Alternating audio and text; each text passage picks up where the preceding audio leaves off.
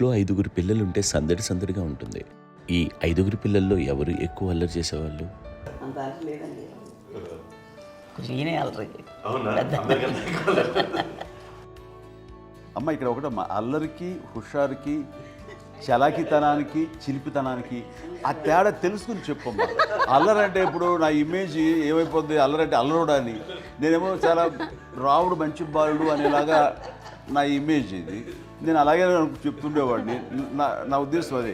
నేనేమో అల్లరి నన్ను అంటే చలాకితనం, అమ్మ అల్లరి అనుకునేది. లేదండి, ఎక్కువ హుషారు కానీ చాలా బాగుండేవాడు అబ్బాయి. ఇంట్లో పనులన్నీ మీకు సాయంగా ఉంటాయి? అవునండి, వాడే చేసేవాడు అండి. ఇంట్లో ఎవరు ముట్టుకునేవాడు కాదు, మా నాగబాబు అస్సలు ముట్టుకునేవాడు కాదు. అన్నిటికీ నాకు ఆయన సహాయమే పాపం. నాన్న ఆయన ఉద్యోగం వెళ్ళిపోయారు. నేను పాక్కుంటూ అలాగా వెళ్ళిపోయాను, నాకు తెలియదు. తర్వాత అమ్మ చెప్తుంటే లేదుగా మాత్రం కొన్ని కమ్మర కోలు ఉంది నాది. ఒక అది పెట్టి అవి వెళ్ళి కూర్చోతా ఏడుస్తున్నాను రోడ్డు మీద. వెళ్ళేసరికి వాళ్ళు 3 years సో నన్ను వాళ్ళు తీసుకెళ్ళి వాడు కమ్మరకులో కూర్చోబెట్టాడు. ఇక్కడికి ఏడుస్తున్నాను, ఎవరికి వెళ్ళాడో తెలియదు వాళ్ళకి. సో అది ఒక గంట పోయిన తర్వాత అమ్మ ఎత్తుకుంటూ వాడు కూర్చో, వాడు చిన్నబిడ్డ చూస్తారు మొత్తం ఎత్తుకు. అది వాడు చూసి ఈ అబ్బాయి అన్నారు. కాదు అనేసింది. అది చాలా అంటారు, సరిగ్గా చూడమ్మా, ఈ అబ్బాయి మా అబ్బాయి. ఏంటమ్మా అంటే ఆ కమర్గోలులో కింద కూర్చోబెట్టాడు కదా, బస్ అంతా పూజేసుకున్నాగా అయిపోయింది. అంటే రంగని కాదు కానీ ఆ కమర్గోలులో కూర్చోబెట్టడానికి అవి మసిగిస్తూ ఇంకా నల్లగా అయిపోయింది. అంత నలుపుడేసరి నా బిడ్డ కాదని అమ్మ వెళ్ళిపోబోతుంది. మళ్ళీ డౌట్ చాయింది. అది రావు, నేను నా బిడ్డని తీసుకెళ్ళింది. అప్పుడు ఏం చేశాడు, కాడీస్ కట్టిందో డౌట్ నాకు.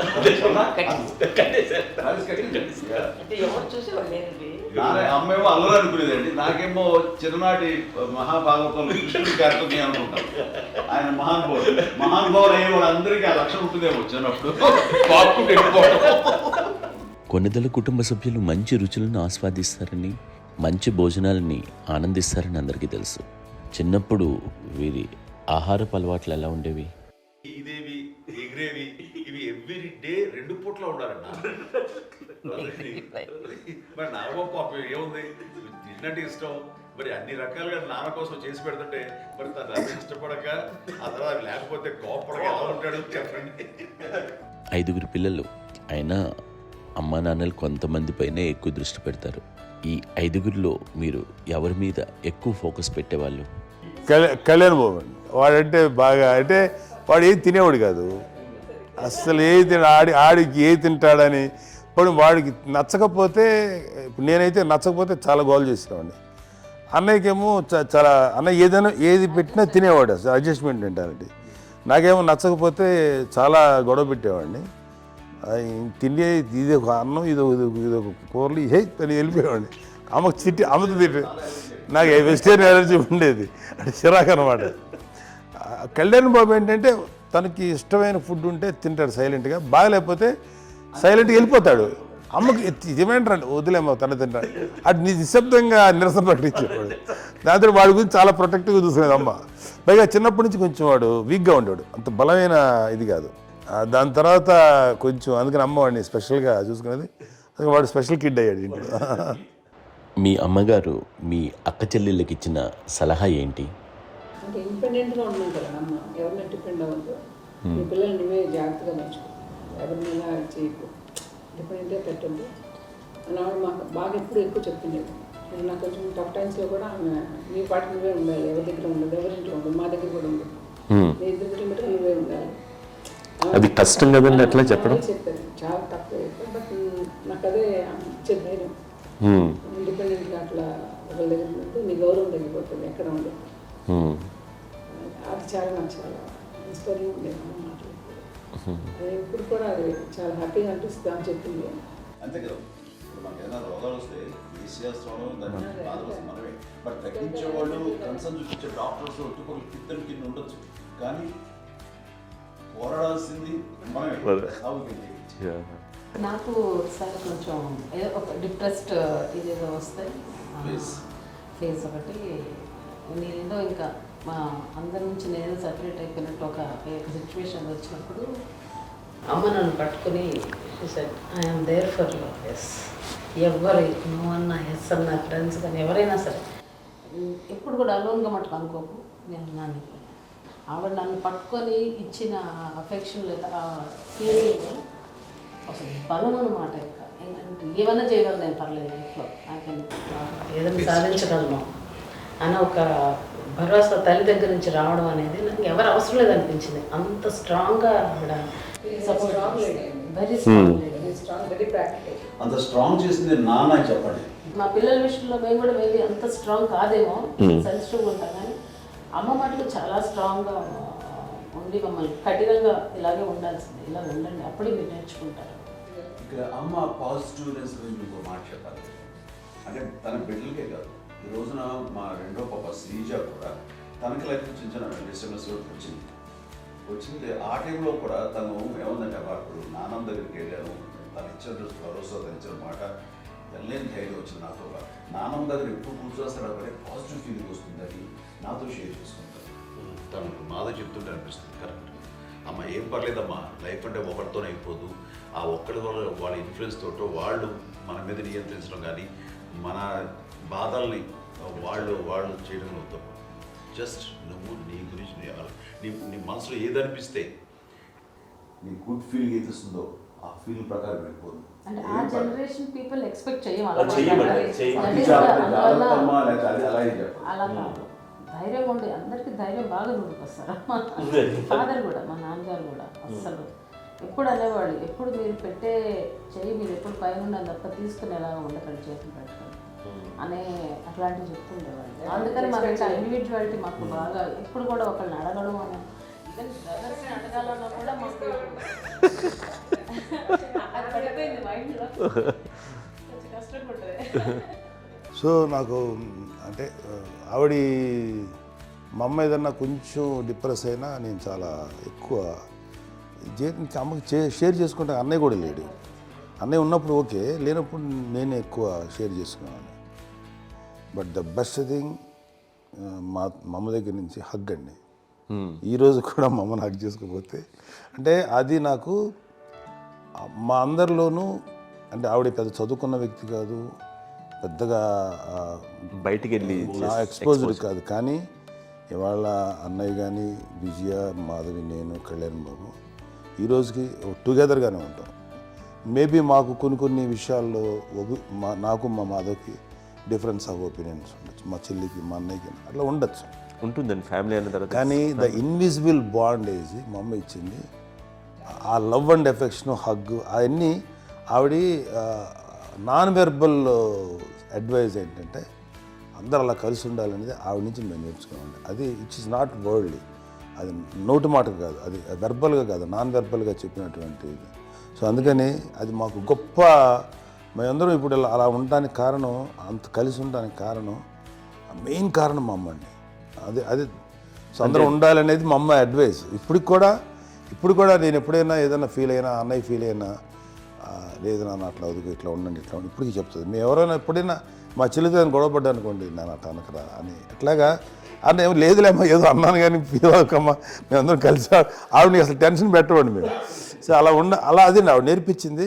అలా కలిసి ఉండటం అనేటువంటి బాండేజ్ని ఆవిడ తన ఒక హగ్తో చెప్పింది. అన్నయ్య సినిమా చూడండి, జాదూకి చెప్పాను చూడండి, అది మా అమ్మ దగ్గరే ఉందండి. శంకర్ దాదాలో చెప్తాడు చూడండి. ఇప్పుడు మోడ్రన్ వర్డ్స్లో చెప్పాలంటే మీ అందరికీ ఆవిడ ఒక వైఫై లాంటిది. Yes, you can say that. Yes. ఇంకొక అడ్వైజ్ కట్టండి, అమ్మ విషయంలో నేను గొప్పగా ఫీల్ అయ్యేది, కానీ చాలామంది పెద్దలు రిటైర్ అయిపోయి విశ్రాంతి తీసుకుంటున్నటువంటి పెద్దలందరూ కూడా ఆచరించే విధంగా ఒక విషయాన్ని నేను గమనించాను. ఇప్పుడంటే నా దగ్గర ఉంటుంది కాబట్టి ఉన్నాను. అమ్మ విడిగా ఇంకొక ఇంట్లో ఉండేది 9 సంవత్సరాలు, నాన్నగారు దూరం దగ్గర నుంచి ఉండేది. 5 సంవత్సరాలు ఒంటరిగా ఉండి నన్ను బిడ్డలందరూ ఎవరు మానవాడు వెళ్ళిపోయారు, నేను ఒంటరి అయిపోయాను అన్న ఫీలింగ్ అమ్మకు ఎప్పుడు ఉండేది కాదు. తర్వాత బిడ్డలు ఆయా వాళ్ళ టైం బట్టి వచ్చి చూసుకుంటూ సరిపోతుంది. అది వారమా, నెలక, 2 నెలక, అసలు ఒకసారి రాలేని పరిస్థితిలో ఉంటుంది. 5-6 నెలల పాటు ఇదే ఊళ్ళో ఉండి పక్క విధుల్లో ఉండి ఎవరి పనులు వాళ్ళు బిజీగా ఉండి, ఎవరి షూటింగ్ వాళ్ళు బిజీగా ఉండి, ఎవరి ప్రొఫెషన్లో వాళ్ళు బిజీగా ఉండి, ఎవరి ప్రొఫెషన్లో వాళ్ళు బిజీగా ఉండి, తన సంసారం తను బిజీగా ఉండి అనుకోసరి అమ్మ ఏమీ ఫీల్ అయ్యేది కదా, ఏంటమ్మా రావట్లేదు, అసలు పట్టించుకోవట్లేదు ఏంటి అంటే అంతేలేమ్మా అని ఇలాంటి నిరసన మాటలు కానీ, ఈసరింపు మాటలు కానీ, లేకపోతే న్యూనతాభావం కానీ ఇలాంటివి ఎప్పుడు అమ్మకు లేవండి. వచ్చారు అబ్బాయి ఏం చేసి పెట్టడా చెప్పండి అంటూ చాలా పాజిటివ్ ఉండి ఇప్పటికీ కూడా తను సపరేట్ కిచెన్ మా ఇంట్లో ఎక్కువ ఉంటుంది. వేరే కిచెన్ ఎందుకంటే అమ్మకి మోస్ట్ స్ట్రెస్ బస్టర్ వచ్చేసినా లేకపోతే ఏదో రిలీఫ్ ఏంటంటే తన కిచెన్లో కూర్చొని వండి అందరికి పెట్టాం. ఇప్పటికీ కళ్యాణ్ బాబు అక్కడక్కడ తిరిగేసి ఎక్కడెక్కడో చేసి నిరసనలు చేసి అన్ని రకాలు చేసి వస్తే అమ్మకి చాలా జాలి. ఆడేదో ఇంక మేము గుడ్లో కష్టపడుతున్నాం కానీ ఆడి ఎంతలో వెళ్ళేదో మీ టీవీలో వాటిలో అది ఎక్కువగా చూపించేసరికి వాడే కష్టపడతారు, మేము కష్టపడలేదు ఫీల్ అమ్మకి. అందులో వాడు రాగానే ఎలా వచ్చావా అని అమ్మ ఎక్కడ కళ్యాణ్ బాబు అంటే ముందు అమ్మను కానీ ఎక్కడ కళ్యాణ్ బాబు తను ఎక్కడ ఉంటాడు ఏమో ఉంటాడు తెలుసు. అది తెలిసిన తర్వాత ఎక్కడ తను వాడికి ఇష్టమైన బిర్యానీ అవి చేసి చక్కగా పంపించి అన్నీ చేస్తుంది. అట్లాగా బిడ్డలకి పెట్టడమే తప్ప బిడ్డల నుంచి ఈ వయసులో ఎక్స్పెక్ట్ చేయడం లేకపోగా కొంచెం పట్టించుకోవట్లేదు అనే ఒక న్యూనత భావనలోకి వెళ్ళిపోయి సైకలాజికల్ డిప్రెస్ అయ్యే మదర్ మాత్రం కాదు. ఆ రకంగా మాకందరికీ భరోసా. మేము కూడా పెద్ద అయినా బిడ్డలు వాళ్ళ ప్రవృత్తి ఉద్యోగరీత్యా వాళ్ళు వృత్తిరీత్యా వాళ్ళు దూరం అయిపోయి మనల్ని చాలా కమ్యూనికేషన్ గ్యాప్ వచ్చినా సరే బిడ్డలు నాకు దూరం అయిపోయి పట్టించుకోవట్లేదు. ఇలాగే చూసావా వెళ్ళి ఎంత ఇదిగా వదిలేయేవాళ్ళు గురించి ఇప్పుడు ఏమైపోయాను అన్న ఇంత కించెం బాధపడలేదు వాళ్ళకి అంటూ నెగిటివ్ సైడ్ ఆలోచించే విధానం లేనే లేదు. అది మా అందరికి ఎంత కంఫర్టబుల్ అంటే అంత కదా. ఎందుకోకపోతే మాధవ్ చూసుకుని మాధవ్ లేకపోతే నాగబాబు వెళ్తుంటాడు కడియడం వల్ల మా విజయ్ చూసుకుంటున్నది సరే నాకు కళ్యాణ్ బాబు తను చూసుకుంటుంటాడు. ఇలా ఎవరో కూడా వెళ్తూ ఉంటాం. అమ్మ మాత్రం అది వెరీ గుడ్ హెల్దీ. నేను చాలా మంది తల్లిదండ్రులు చూశాను, అవును, వాళ్ళు చాలా ఇబ్బంది పడుతూ ఉంటారు. పట్టించుకోవట్లేదు, మేము అర్థం చేసుకోగలము కానీ వాళ్ళు వస్తే బాగుంటుంది కదా అనేది ఉంటుంది. ఫీల్ అవుతారు. అవును, అలాంటి ఫీలింగ్ ఏం లేదు. పైగా బిడ్డలు వస్తే వాళ్ళకి ఏం చేసి పెట్టాలా అనే ఆలోచన. అది వెరీ హెల్దీ. చాలా మంది ఆచరించాల్సిన గొప్ప విషయం అనుకుంటాను. చిన్నప్పుడు అన్ని ఆనందాలేనా, మర్చిపోలేని దుఃఖాలు కూడా ఏవైనా ఉన్నాయా? అమ్మ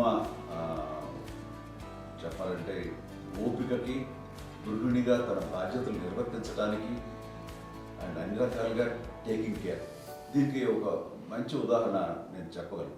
అది తలుచుకోవడం నాకు చాలా ఉద్యోగంగా ఉంటుంది, నాకు చాలా కంటితలు వచ్చేస్తుంది.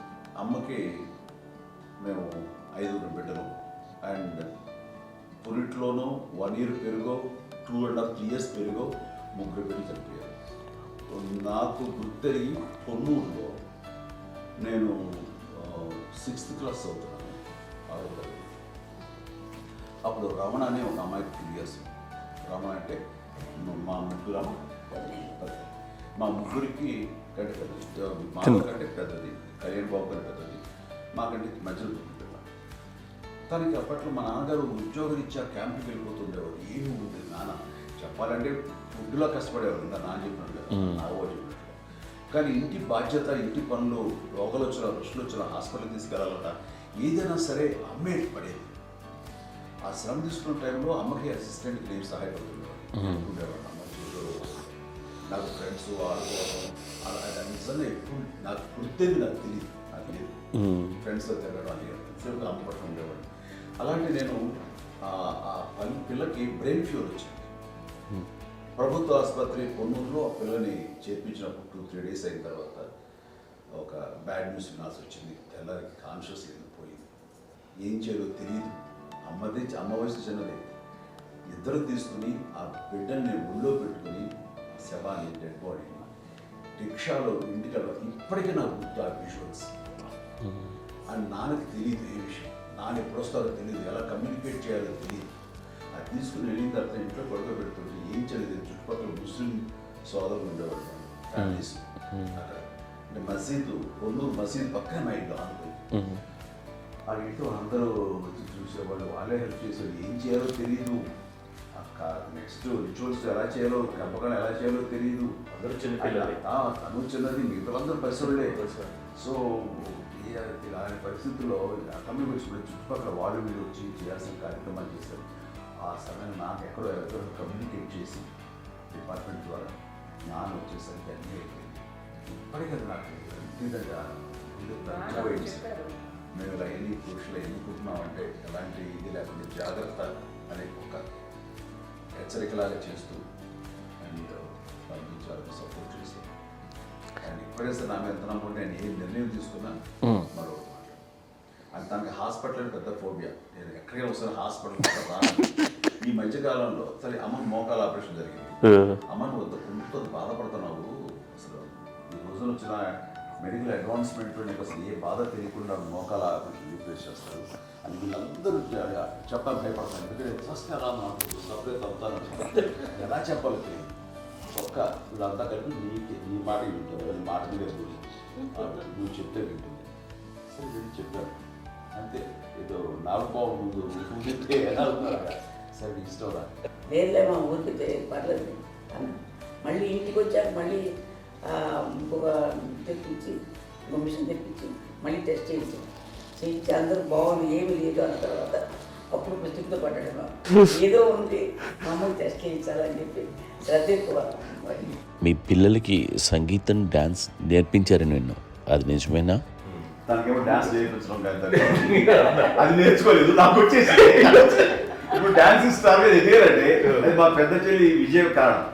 అప్పుడు తనకి 5 ఏళ్ళు, నాకు 9 ఏళ్ళు ఉంటాయి, 10-11 ఏళ్ళు ఉంటాయి నాకు. బాపట్లనా? సో బాపట్ల చాలా చిన్నది, 5 ఏళ్ళు. నాకు ఒక 11-12 ఏళ్ళు ఉంటాము. తను తీసుకొని గోడ మీద పెట్టుకోవడం అలా కూర్చొని చూస్తుండేవాడు. కూర్చుంటే అది నేర్చుకుంటుంది. నేను మానసికంగా నేర్చేసుకున్నామండి. ఇప్పటికీ ఆ స్టెప్స్ ఏమిటి వేస్తాను అంతేంది. ఇప్పుడు దాన్ని తరబడతాయి. ఇంకోటి ఏంటమ్మా, నమో నమో ఎన్ని ఉన్నాయో సాంగ్స్ నేను నేర్చేస్తున్నాను అన్నమాట. 5 పిల్లల్లో ఎవరు ఎక్కువ పని చేసేవాళ్ళు, ఎవరు తక్కువ పని చేసేవాళ్ళు? ఏ పని చేయనండి, చేసేవాడు కదా అని అన్నయ్య చేసేవాడు. అన్ని పనులు అన్నయ్య చేసేవాడు. ఇక మా చిన్న చెల్లి, పెద్ద చెల్లి ఎక్కువ చేసేది.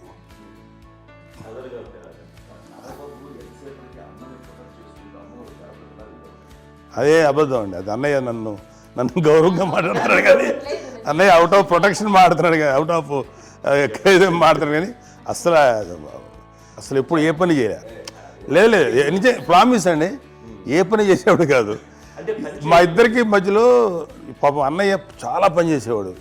ఎంత పని చేసేవాడు, నేను ఇచ్చిన తర్వాత మళ్ళీ నాకు ఏదైనా చిన్న పని చెప్తే అది కూడా నువ్వే చేయనివ్వండి.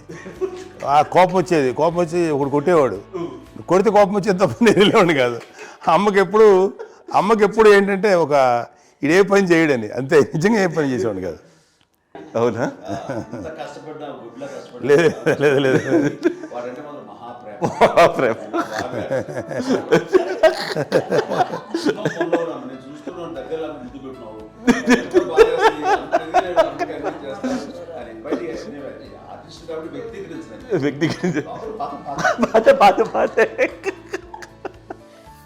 చిన్నది కాబట్టి చివరిది కాబట్టి తనంటే బుద్ధాడి, నేను పెద్దోడు కాబట్టి నేను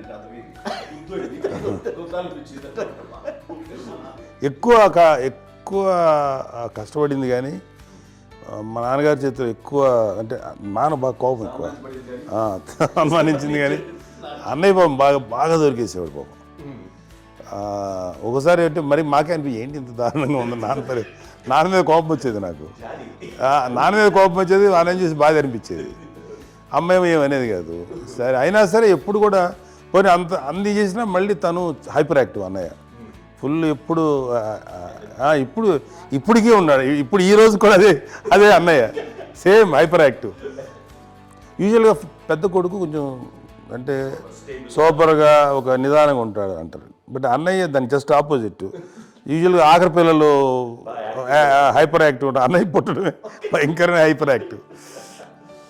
ఒకప్పుడు అమ్మాయిల్ని ఎక్కువగా బయటికి పంపించేవాళ్ళు, అబ్బాయిల మీద కూడా అనేక ఆంక్షలు ఉంటూ ఉండేవి. మీ పిల్లల్ని అలా ఆంక్షల మధ్య పెంచారా, లేకపోతే పూర్తి స్వేచ్ఛనిచ్చారా?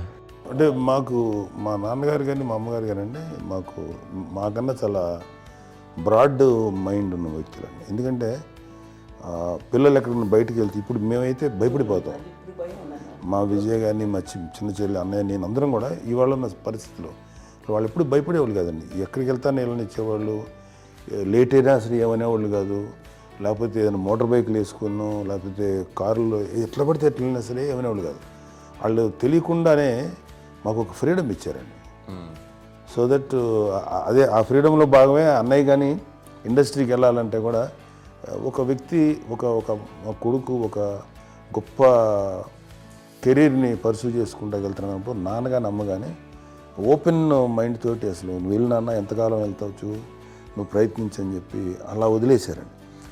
అన్నయ్య కూడా ఏంటంటే మోస్ట్ రెస్పాన్సిబుల్గా వెళ్ళి చాలా మేజర్ అమౌంట్ అన్నయ్యకి కూడా పెద్ద అమ్మకు వందలు ఇచ్చేది కాదు. కరెక్ట్గా ఆ ఇన్స్టిట్యూట్లో చదువుకునేటప్పుడు ఎంత ఇవ్వాలో కరెక్ట్గా ఇచ్చేది.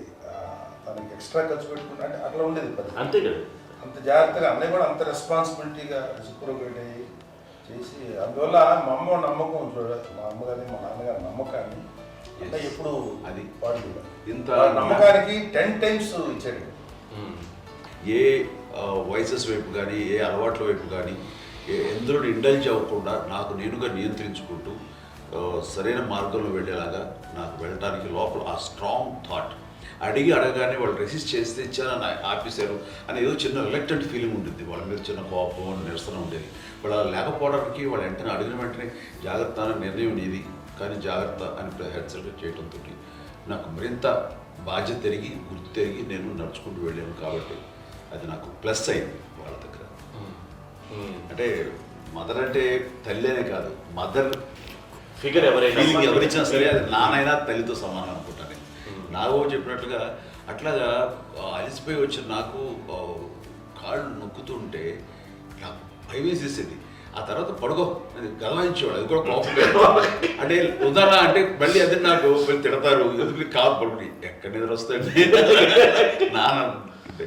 సో ఆ రకంగా నాన్న తన ప్రేమ చూపిస్తుంటాను. ఆ తర్వాత గోండా టైప్లో కూడాను నేను ట్రైన్ కింద వెళ్తుంటే నాన్న అక్కడే ఉన్నారు, రాజమండ్రి దగ్గర ప్రాంతంలో. ఆయన చాలా కోపం చేస్తుంది, ఇలాంటి చేస్తుంటావు నువ్వు, ఏదైనా అయితే ఏంటి అనేది చెప్పి ఏం పర్లేదన్నా ఏమవుతుందో అన్ని రకాల సేఫ్టీ అన్ని రకాల జాగ్రత్త చూసుకున్నాం. ఈ రోజు ఉన్నది సేఫ్టీ అప్పుడు లేదు. అయినా సరే రేపు పొద్దున నీ కొడుకులు ఇలాంటి పరిస్థితులు నీకు తెలిసి వస్తారు అప్పుడు అనేవాడు. ఇప్పుడు ఈసార్లు అనేవాళ్ళు నాకు నిజంగానే మగధీర టైంలో గుర్ర పెట్టుకుని ఆ రోడ్డు మీద పడిపోయాడు అని అన్నప్పుడు నాకు ఆ ఫస్ట్ టైం ఆ ఫీలింగ్ కలిగింది. అలాగే పీటర్ హెయిన్స్ అనేవాడు ఫస్ట్ మగధీరలో జంప్ చేస్తారు, మోటార్ బైక్ జంప్ చేసినప్పుడు ట్రైల్లో పీటర్ హెయిన్స్ అంత హైట్ నుంచి 20 feet 25 feet హైట్ నుంచి పడిపోయి మొత్తాన్ని బోన్స్ ఇరగొట్టుకుని వాడు 7 నెలల పాటు వాడు ఇరపడి హాస్పిటలైజ్డ్. అది వీడైతే ఏమో తలుచుకుని భయం వేసేసేది. అప్పుడు నాన్న గుర్తుకు వచ్చేవాడు, ఓహో వాళ్ళ టెన్షన్ ఇంతే లేదు, మనకి మన కొడుకు వస్తే తెలియదు ఈ మాట నాన్న ఎప్పుడు అన్నారని అనిపిస్తుంది. Sweet memories. అత్త కోడళ్ళ మధ్య అనుబంధం ఎలా ఉంటుంది? సురేఖ్ గారితో మీకున్న అనుబంధం గురించి చెప్తారా? మాకండి కోడలు కాదండి, నా కూతురండి. అంత బాగుంటాం మేమిద్దరం కూడా.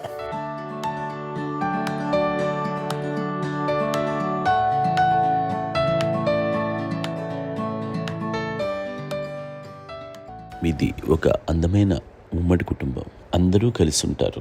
ఇంత ఆనందంగా ఉండడానికి కారణం ఏంటి? దీనికి పునాది ఎవరే వేశారు?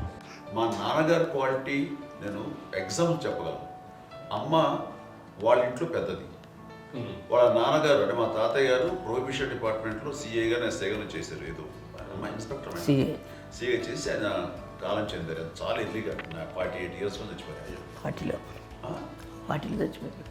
40 దాదాపు 40 సరిపోతే ఆయనకి అప్పటికి అమ్మ కాకుండా 4 బిడ్డలు. అమ్మ తర్వాత అబ్బాయి తర్వాత 3 ఆడపిల్లలు. వాళ్ళు ఏంటంటే రాకరావడి నాగోప కంటే కూడా చిన్నవాడు. అది ఆ వయసు అంత చిన్నవాడు. అమ్మ మా పిన్నమ్మలు నాకంటే చిన్నవాడు. అలాంటి పిన్నమ్మల్ని ఆయన వీళ్ళ నాగ చనిపోయిన తర్వాత తన ఫ్యామిలీ అంతగా నాన్న పెంచారు. నాన్న కూడా అరాపురా శాలరీ మీద బతికేదే తప్ప కూడా కాదు. సో తనకు మిగిలిన దాంట్లో మళ్ళీ ఆ ఫ్యామిలీని చూసుకోవడం, మా అమ్మమ్మను చూసుకోవడం, వాళ్ళ మంచి చెడు చూసుకోవడం. వాళ్ళకు ఇల్లు మాత్రం ఉంది మొగల్తూరులో. ఆ ఇంట్లో వాళ్ళు అద్దెకు వస్తే ఆ కొంచెం డబ్బు నానిచ్చే డబ్బు, అక్కడ పొలం కొనిచ్చారు, ఆ పొలం మీద వచ్చే డబ్బుతోటి అంతా బాగా చూసుకోవాలి తన ఫ్యామిలీ లాగా. అందరూ మ్యారేజ్ కాబట్టి నాన్న ఫస్ట్ సూత్రధారి, అమ్మ కూడా ఫ్యామిలీ బాండింగ్ టుగెదర్నెస్ అనేది స్ట్రాంగ్గా ఉండటానికి నాన్న ఏర్పాటు చేసినటువంటి బీజం. అది అమ్మ కంటిన్యూ చేస్తుంది. మేము ఇవన్నీ చూసి మేము నేర్చుకుని మేము టుగెదర్ అంటున్నాను. అందునే we are very rich in terms of emotional bonding. ఇప్పటికే ఎవరికి ఏ కష్టం వచ్చినా, ఎవరికి ఏది ఇబ్బంది వచ్చినా సరే మొత్తం అందరం గురిపోతాం. ఏ లెవెల్గా వెళ్ళిపోయి మోర్ సపోర్ట్ చేస్తాం. అంటే వీ డోంట్ ఎక్స్పెక్ట్ ఇంకా అంతకుమించి ఏముంటుంది. చేస్తాం ఒకరినొకరు భరోసా. అది మా ఫ్యామిలీ మేము వెరీ స్ట్రాంగ్ అని చెప్పాలి. పెద్దవాడు కాబట్టి అవకాశం నాకు వచ్చింది కాబట్టి అమ్మ, ఇది ఎప్పుడు ఎవరు కొన్ని విషయాలు నాగబాబు సపోర్ట్గా ఉంటాడు. నాగబాబు ఉండి వాడు ఉంటే భరోసా. అలాగే ఆడపిల్లలు మీ అందరిలోనూ అమ్మని ఎవరు ఎక్కువ జాగ్రత్తగా చూసుకుంటారు? ఎందుకంటే ఎగ్జాక్ట్లీ మేము కూడా గమనించలేని సున్నితమైనటువంటి ఇష్యూస్ లైక్ హెల్త్ విషయం కానీ, అమ్మ మూడు కానీ, అన్నయ్య ఎంత క్యాజువల్ ఎంత బిజీ ఉన్నా ఒక అమ్మాయి ఉంటుంది. అలాగే చాలా చిన్న చిన్న విషయాలు కూడా చాలా మెడికల్ ఇంట్రెస్ట్. అందుకని మాకు అన్నయ్య ఉన్నాడు, అన్నయ్య దగ్గర ఉన్న అమ్మ అంటే ఇంకా ఎక్కువ రిలాక్స్ అయ్యాను. అన్న దగ్గరికి వచ్చాక మేము అందరం చాలా కంఫర్ట్ అయిపోయాం. ఎప్పుడు ఎవరు కొన్ని విషయాలు నాగబాబు సపోర్ట్గా ఉంటాడు. నాగబాబు ఉండి వాడు ఉంటే భరోసా. అలాగే ఆడపిల్లలు ఇట్లా ఒకరినొకరు అండి కాంప్లిమెంటింగ్ టు ఈచ్ అదర్ అండి. అవి ఒక్కరు కాదండి, అది వాళ్ళ ఆమె చూపించే ప్రేమగా నేను చెప్పగలను. కానీ బట్ దీని అందరూ సూత్రధారి నాన్న తర్వాత అది అమ్మ మెయింటైన్ చేస్తారు. ఇప్పుడు అమ్మ నా ఇంట్లో ఉంది అంటే మనవాళ్ళు వస్తారు, మనవాళ్ళు వస్తారు, ఆడబిడ్డలు వస్తారు, వీళ్ళ బిడ్డలు వస్తారు, ఇల్లు ఎప్పుడు కలకలాడతారు అమ్మ. అది మేమందరం ఆచరిస్తుంటాం పండగలకి, పబ్బాలకి. అది నిన్న మొన్న నాగబాబు వచ్చి చాలాసేపు కూర్చున్నాడు. నేను ఇంట్లో లేకపోయినా వచ్చి నాగబాబు కూర్చొని టైం స్పెండ్ చేసి వెళ్ళిపోతుంటాడు. అలాగే చెల్లెలు ఇద్దరు ఆల్మోస్ట్ ఎవ్రీడే మాత వస్తుంటుంది, తను కూడా వస్తుంది. నేను సాయంత్రం కూడా వచ్చి ఉంటుంది. అమ్మా మధ్యాహ్నం వచ్చి కదా వచ్చి ఇక్కడే భోజనం చేసుకొని అలా ఉంటుందండి. ఈ తరం వాళ్ళకి మీరు ఇచ్చే సలహా ఏంటి? కలిసి ఉంటే బాగుంటుందండి. పిల్లలు తల్లి కలిసి అక్క చెల్లెలు తమ్ముడు అందరూ కలిసిమెలిసి ఉంటుంది. అన్యోన్యం అంతా సంసారం నిలబడుతుంది. లేకపోతే ఏముందండి ఇక్కడ వెళ్ళిపోతారు, విడిపోతే ఎక్కడ పడిపోవాలి అంతే. ప్రేమలు ఇప్పుడు లేవండి, తగ్గిపోయాయి. మెకానికల్ చాలా మటుకు ఏదో ఇంకా వాళ్ళ పనులు చేసుకోవడం ఏదో జరిగిపోతూ ఉంది అనుకోండి. అంత ప్రేమలు ఎక్కడ లేవండి ఇప్పుడు ఈరోజు. అంటే ఒకప్పుడు ఒకళ్ళకి ఇంకొకళ్ళు భరోసాగా ఉండేవాళ్ళు. అంటే అందరూ కలిసి సపోర్ట్గా ఇది చేయడం. ఎందుకంటే వీళ్ళ పెద్దనాన్నగారి పిల్లలు కూడా ఆయన చూసేవారు. మా నాన్నగారు అన్నయ్య గారు నాన్నగారు వాళ్ళ బిడ్డలు కూడా వాళ్ళ ఇక్కడే బిడ్డలు కూడా ఉన్నారు. నేనే పెళ్లి చేశాను. వాళ్ళు కూడా అమ్మాయి, వాళ్ళ ఆడపిల్లలు కూడా అమ్మాయి. పెళ్లి చేశాను ఇద్దరు పిల్లలు. చూడండి నాన్న ఎట్లయితే తన చెల్లెలు చూసుకున్నారో అట్లే నాన్న తరపు అమ్మగారి పిల్లలు వాళ్ళు చనిపోయారు ఢిల్లీ గారి. వాళ్ళ బిడ్డలకి పెళ్లిళ్ళు, పేరెంటాలు అన్నీ చేసింది అమ్మాయి. అమ్మ అలా చేసింది కాబట్టి అది మాకు మార్గదర్శకం ఉంది. ఇప్పటికీ వాళ్ళు కొంచెం ఒక మాదిరి పరిస్థితి ఉంటే వాళ్ళకి ఇల్లు కూడా పెట్టడం కానీ వాళ్ళకి తగిన సహాయం అంటే కనుక ఎవ్రీ మంత్ మా పెదనాన్న గారి అమ్మాయి వాళ్ళు అప్పుడు 70 వాళ్ళకి ఎవ్రీ మంత్ మా ఇంటి నుంచి ఓ మొత్తం వెళ్ళిపోతాం 10,000-15,000 మా అబ్బాయి మైస్తాను ఎన్నో సంవత్సరాలు వెళ్ళిపోతాను. బ్యాంక్ వచ్చేది ఫస్ట్ అదంతా కూడా మా పెద్దలు వచ్చింది. వాళ్ళు కూడా వచ్చి అమ్మని అంతా ప్రేమలో చూస్తారు, ఇష్టంగా చూస్తారు. అమ్మ ఇందాక చెప్పినట్లు ఇచ్చే మెసేజ్ ఏంటి అన్నది అమ్మ మాటల్లో చెప్పాలంటే బంధాలు, బాంధవ్యాలు అన్నది ఎనలేని ఆస్తిపాస్తులు. సో ఎలాగైతే డబ్బు ఎంత సంక్రమించింది, ఎన్ని ఆస్తులు వచ్చాయి ఫిజికల్గా అనే దాని మీద కంటే కూడా ఇవి ఆస్తిగా తీసుకుంటూ దీన్ని విలువ ఎరిగి, గుర్తెరిగి, దాని ప్రభావం తెలుసుకుని అది కనుక మనం ఇచ్చిపుచ్చుకుంటే ఫ్యామిలీలో అంటే దాన్ని మించినటువంటి గొప్ప సంపద కష్టాలు వచ్చినప్పుడు డబ్బు తీరుస్తుంది కాదండి, కష్టం వచ్చినప్పుడు ఒక భుజం తీరుస్తుంది, ఒక చేయూత తీరుస్తుంది. అది మన బ్లడ్ రిలేషన్ మనలో మనకి అది ఉండటం అనేది అదృష్టంగా ఫీల్ అవుతాం. అంటే ఒకసారి అమ్మ చూసి నాకు ఎందుకు అనిపిస్తుంది అంటే అది ఎవరి ద్వారా సంక్రమించడానికి తన ఆ చెట్టు కొమ్మలమే కాబట్టి ఆ చెట్టుకే మనం ఆపాదించాలి. ఎక్కడో మామూలుగా ఉండాల్సిన వాళ్ళం ఈ రోజున ఈ స్థితిలో ఉన్నాము, ఇంతమందికి లైఫ్ రావటానికి దోహదపడ్డాము, ఇంతమంది కలిసికట్టుగా ఉండడానికి ఇదైంది. అమ్మని చూస్తుంటే నాకు ఏమనిపిస్తుందంటే, అబ్బా ఇలాంటి జన్మం మనకి ఎవరికైనా ఉంటుందా? ఇంతమంది మనుషుల చేత కొలవబడేవాళ్ళు, ఆరాధింపబడేవాళ్ళు, అభిమానించబడేవాళ్ళు, ఇంతమంది నా నా వంశమా, నా సంపద అని అమ్మ ఫీల్ అంత గొప్ప ఫీలింగ్ ఎవరికి ఉంటుంది? మా చెల్లెలు కూడా వస్తే నేను అనుకోవట్లేదు, సూర్య కూడా ఉంటుందని నేను అనుకోవట్లేదు. అలాంటి గొప్పగా ఇది. అండ్ ఆ రకంగా షీఈ్ వెరీ చాలా గొప్ప జన్మ. అమ్మకి చిన్న మానసికంగా చిన్న ఏదో ఒక డిప్రెషన్ అది వచ్చింది. ఏదో నాన్న గుర్తుకొచ్చో, నాన్న లేరనో, లేకపోతే వాళ్ళ అమ్మగారు కూడా అదే టైం చనిపోయారనో, తన దగ్గర ఉంటారు, ఏదో ఉన్నప్పుడు మేము అందరం సపోర్ట్గా ఉండి మా కొన్నా నా దగ్గర ఉందిగా అని చెప్పేసి అప్పట్లో అమ్మ వేరేగా ఉంది. ఉన్నప్పుడు ఒకటే మాట అన్నాను, అమ్మ నీలాంటి గర్భం అంటే అంజనమదే గర్భం అని బయట ఎన్నోసార్లు నా ఫ్రెండ్స్ కానివ్వండి, బయట కానివ్వండి, కొన్ని సందర్భాల్లో మీటింగ్లో కానివ్వండి, స్పీచెస్లో కానీ అన్నవాళ్ళు ఎంతోమంది అన్నారు. వాళ్ళు ఆ మాట అంటే రీజన్ తెలుసా నీకు? కోటాను కోటల్లో ఎంతమంది తల్లులకు నీకు వచ్చిన అదృష్టం, నీకు లభించినటువంటి గౌరవం లభిస్తున్నాం. బిడ్డలు ఎంతోమంది చేత కొనియాడబడుతున్నారు, ఎంతోమందికి సహాయపడుతూ ఆ రకంగా వాళ్ళందరి యొక్క ఆశీస్సులు పొందుతున్నారు. కానీ ఎంతోమందికి నిరంతరం హెల్ప్ చేస్తూ వాళ్ళ ఇది చూసుకుంటున్నారు. అవి ఆ భగవంతుడు మీరు చేస్తున్న పూజలో ఉన్న ఆ భగవంతుడు మన నెక్స్ట్ తరాలకు కూడా మనకి ఇలాంటిది వారసత్వంగా ఇస్తూ అదే రకంగా కొనసాగించేలాగా మాకు అదృష్టం ఇచ్చారు. ఇంతమంది ఎవరు నీ నుంచి వచ్చిన వాళ్ళే, నీళ్ళు నీ ఎంత గొప్ప గర్భం, ఎంత గొప్ప జన్మ ఇది. వాటికి నువ్వు ఇలా అవటమేంటి? ఎంతసేపు ఇది హై లెవెల్లో ఉండాలి నీ ఫీలింగ్స్గా నువ్వు కానీ. అంతే నువ్వు ఇలాగా ఉండిపోవడం ఏంటమ్మా అని చెప్పినప్పుడు ఇది నీది కాదు, నాది కాదు, నువ్వు నమ్ముకున్న భగవంతుడు నీకు ఇచ్చింది అనుకుంటావు కదా. నువ్వు ఆ భగవంతుడి కృతజ్ఞత తీర్చుకోలేక ప్రతిరోజు ఆయన ధ్యానించు, ఆయన పూజలో ఉండు, నీకు ఆయనే ధైర్యం ఇస్తాడు. అంతేగాని నువ్వు నెగిటివ్ సైడ్ ఆలోచించకమ్మా. మా అందరికీ పాజిటివ్నెస్ ప్రివైల్ చేసిన దానివి, ఇచ్చిన దానివి, అందించిన దానివి. అలాంటి నువ్వు నెగిటివ్ వైపు వెళ్ళిపోకూడదు అంటే అంతే. మళ్ళీ అటుపక్క ఎప్పుడు గెలలేదు. ఆంజనేయ స్వామి భక్తి ఆయనలో ప్రవేశపెట్టి చెప్పాలంటే ఆయనకి నేనే నేను నన్ను దేవుడు ఇంట్లో నేనే ఇంట్రడ్యూస్ చేశాను. నానంత ప్రగాఢంగా నమ్మి ఆయన దానివల్ల లబ్ధి పొందారు. ఆయన అందులో మమ్మల్ని మించిపోయిన స్టేజ్కి వెళ్ళిపోయారు. ఆయనతోటి ఆంజనేయ స్వామితో ఇంటరాక్ట్ అవుతూ అట్లా ఆయన నమ్ముకుంటుంది.